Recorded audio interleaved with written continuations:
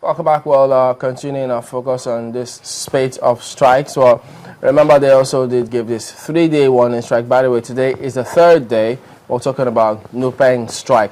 And this is what transpired yesterday. Take a look. Action is not to create hardship on Nigerians, but to protect the jobs that are existing in this great country and to stop labor enslavement in our great country called Nigeria. We cannot afford to fold our hands as a nation and as workers to allow Nigerians to be enslaved in the oil and gas sector. It is sad, and we must say no to it. Enough is enough. Our series of challenges from trade zone, unfair labor practices, unionization, lip service have been played by some of these stakeholders. And the Minister of Petroleum Resources had not really helped matters. So there is need for government to mandate both Ministry of Defense, Ministry of Petroleum to collaborate with Ministry of Labor in ensuring that all these myriads of problems are resolved.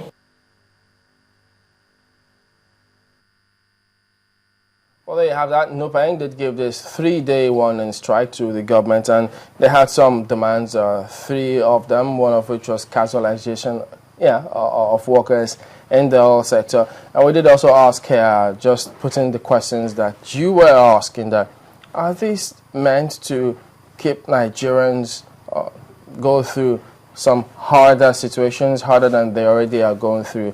Well, we're actually supposed to have Igwe Achese, who is the national president of NUPENG, today on the program. But at the moment, his phones are switched off. We can't get across to him after he did give that assurance. But we'll keep trying, hoping that perhaps it might just be some connection challenges. But today was supposed to be the 3rd day. And they did say if that demand was not met, or their demands are not met, they'll proceed or they'll continue with the strike. But still trying to find out what will be the next step now from NUPENG.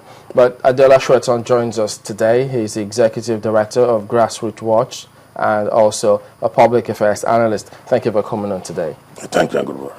Well, spate of strikes. We've got ASU, we've got SANIP, we've got ASU, you have NUPENG, you have who knows what will come up next time. The government has got to deal with all of this one. But if you look at this spate of strikes, they will always tell you, this is the last option we have. If government won't listen to us, this is the only way we can call their attention. You think this is the way to go? Well, first of all, let me say that strike is legitimate globally. And I don't think any reasonable labor leader will take strike as option of first choice. Okay, I understand that NUPENG strike has been called off, but we'll get you more details on that as we get there. Well, nice one, because they said it's a warning strike. And I think, as I was saying, no labor leader will go to that option as his first option. And let me also add that many, if not most of these labor leaders in Nigeria are pro-establishment. So if they see them leading strikes, it must have been from pressure from the rank and file. So it's not that an average labor leader in Nigeria is so radical, so ideologically committed, and so revolutionary to go for strike immediately. It is not like that. It's always pressure from below the rank and file workers in order for them to appropriate such feelings. That's why they are pushed, in most cases, they are pushed to have that strike. But there are many ways, that, because people say, why did they go to strike always?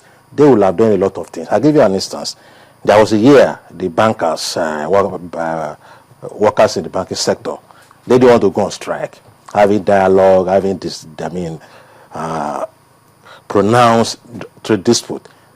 Well, they went for an option by dressing like comedians to banking hall. So we put on their, what they call it, regatta and some other things like that. For weeks, nobody listened to them.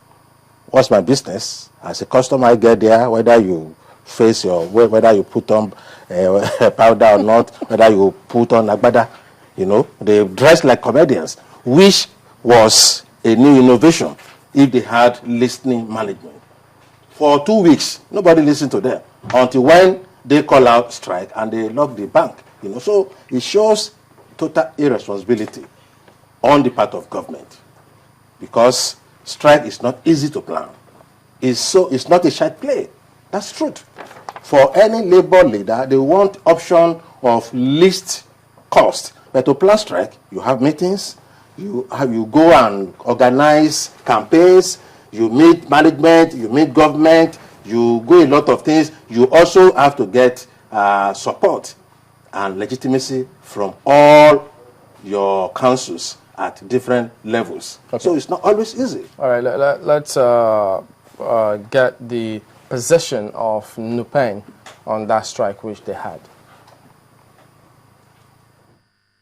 Third-day warning strike embarked upon by NUPENG over unfair labor practices in the oil and gas industry, including non-implementations of collective bargaining agreements for the petroleum tanker drivers, bad roads, crude oil theft, insecurity, etc. It was resolved as follows: that in the interest of Nigerians,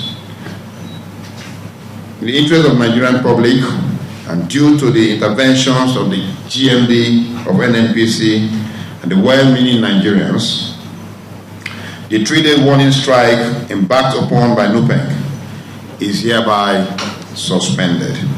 Failure to give these issues the attention that is expected, we will never relent and will not give further notice to the government and the management of the sector before proceeding on our indefinite strike actions.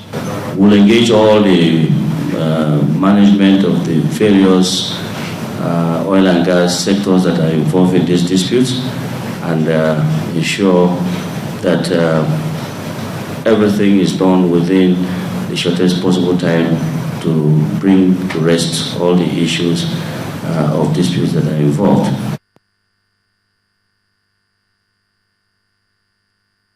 All right, and so there you have that. The strike is suspended. And from what the previous ASU chairman said, he says if it's suspended, it means no further notice. They can just go on or continue, pick up from where they stop anytime, and that will be immediate if need be. But, you know, when you look back at some of the demands, you always ask yourself, so if you look at all those demands, it talks about the poor state of the roads. That couldn't have been fixed in such a short time. They talked about NURTW, casualization of workers, but well, the good thing is it's been suspended for now. Well, let me talk on state of our roads. It's not the first time NUPENG is raising that. I know during the Obasanjo regime, close to 10 years ago, they raised this as a fundamental issue too, where the tanker drivers die on the road. And I also feel that it's not only tanker drivers or NUPENG that should be on strike for state of our roads. All of us should be on strike. I'm looking for a day that all motorists, including passengers, will just stop moving out. Because I traveled to Kwara just about a week ago, from Ilorin to Ibadan and Lagos. It's like government's design road accident as a measure of population control. Because I wonder how you can leave all these roads in such state of disrepair. So it's not only NUPENG. If there is, it's the social content of that strike. It's not economical. It may also be economical anyway, by extrapolation. Yeah, but however little, you see some work going on. Yes. In different parts of the country. No doubt. About the roads. No doubt. But it's not that they are raising it now. It's beyond for the past 10 to 20 years that NUPENG is talking about the road. And you also ask yourself, why do we need you to transport, petrol products via road always? It's because the rail system is not working. It's not, how do you put people? It's like suicide, you know. So if they are saying that, honestly, it's commendable, and I think it shows that they are also alive. You know, you drive, you see tanker drivers loaded from here to Sokoto. Before you know what is happening, accidents on the road always, and that cannot be justified by any government. Then on the casualization, petroleum industry is the most viable sector, very sensitive. I wonder how government will not have monitoring team regulating and seeing that all these multinational companies in the sector are abiding to international practice. They will not do this in their country. It's not possible. So how do you casualize? How do you underpay those who are working in such sensitive sector? And I think that NUPENG is only coming out, like you listen to the two gentlemen. They have dialogue, they have done this, and they said they have suspended it.